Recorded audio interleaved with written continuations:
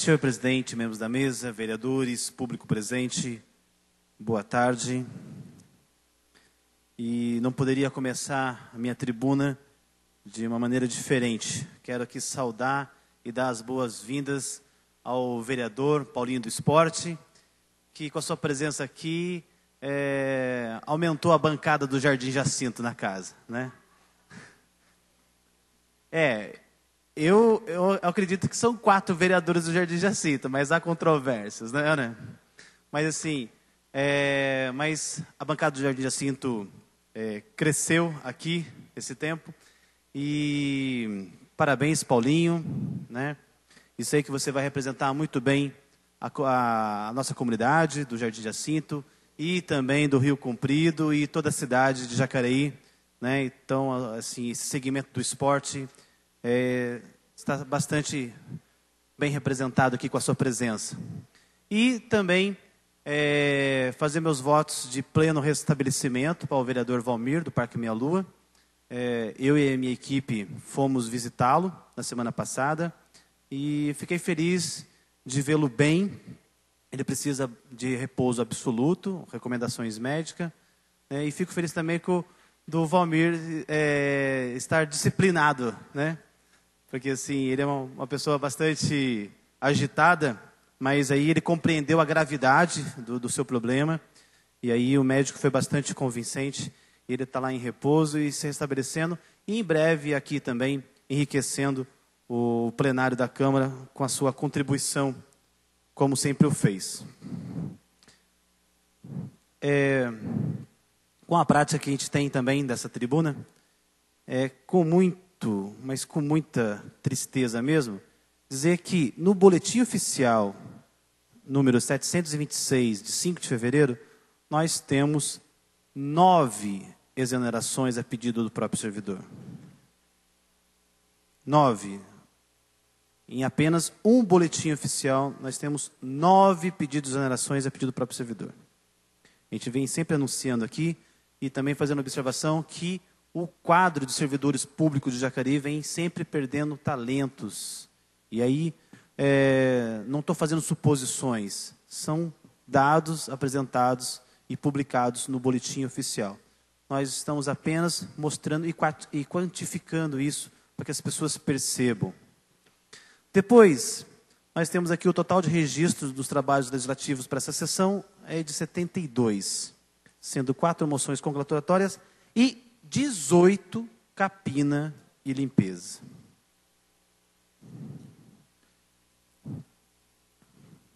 Quero dar continuidade também ao assunto que estava na semana passada, né, do livro do grande estadista Marco Maciel, representante do Democratas, né, o livro A Política das Ideias, e no seu artigo Consolidação Legislativa, ele nos faz uma observação também, e aí também fazendo uma citação de um grande professor do direito, o mestre Ralph Dahrendorf, no seu livro A Lei e a Ordem, que nos aponta que não só a anomia que quer dizer a falta de leis, é um grande problema da sociedade, mas também a hipernomia, que quer dizer o exagero de leis.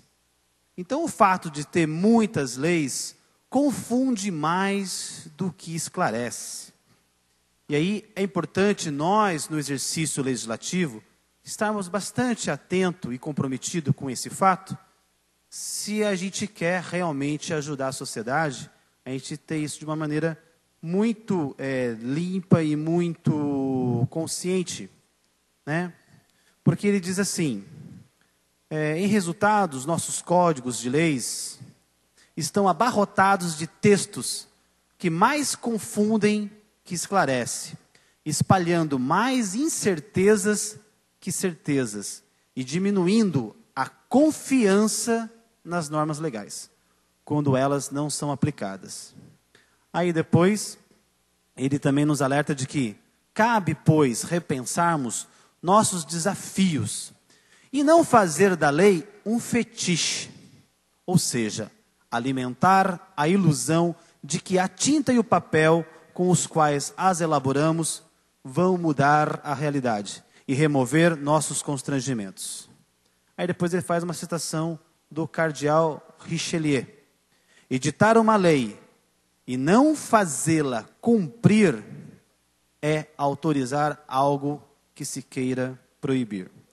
E também aí ele faz uma saudação ao deputado estadual Rodrigo Garcia, que era presidente da Assembleia do Estado na época, né, e que fez a simplificação, um grande trabalho de simplificar e consolidar, reduzindo significativamente o número de leis em vigor no referido Estado. Como é que é esse trabalho?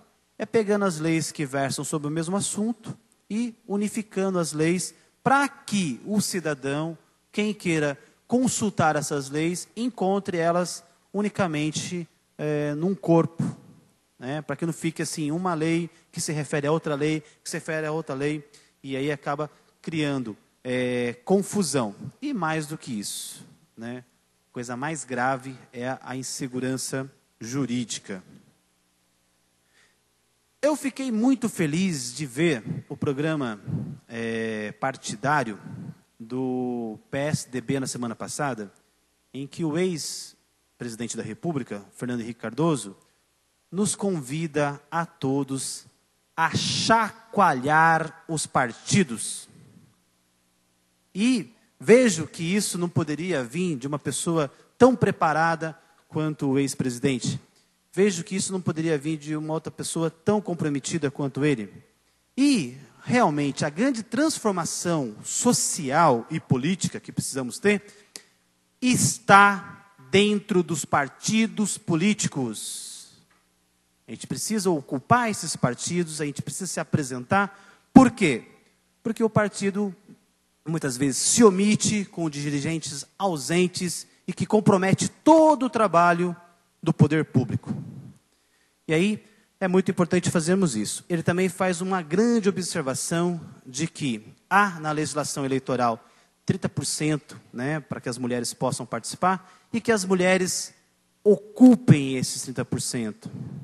Que não fique, assim, só uma cota que seja preenchido burocraticamente na véspera da eleição. Muitas vezes as pessoas, sem desmerecer as candidatas, mas os próprios partidos, por não prepararem as candidatas, pegam por improviso de última hora as pessoas para compor as chapas.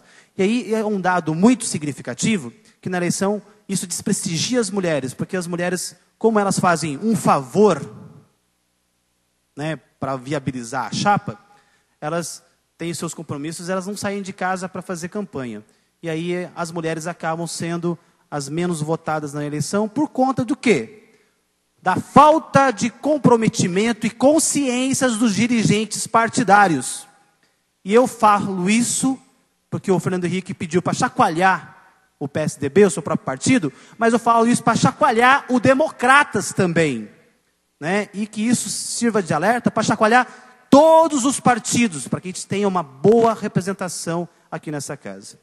E por falar de questões partidárias, eu quero também parabenizar as lideranças, tanto o Alex, líder do PT nessa casa, e também do vereador Oswaldo Aroca, líder do PR, que fez o uso da liderança nessa tribuna para promover os seus respectivos partidos. Isso é muito bom, porque as pessoas vão compreender os programas partidários, as pessoas vão compreender a ideologia do partido através do horário da liderança nessa casa. Né?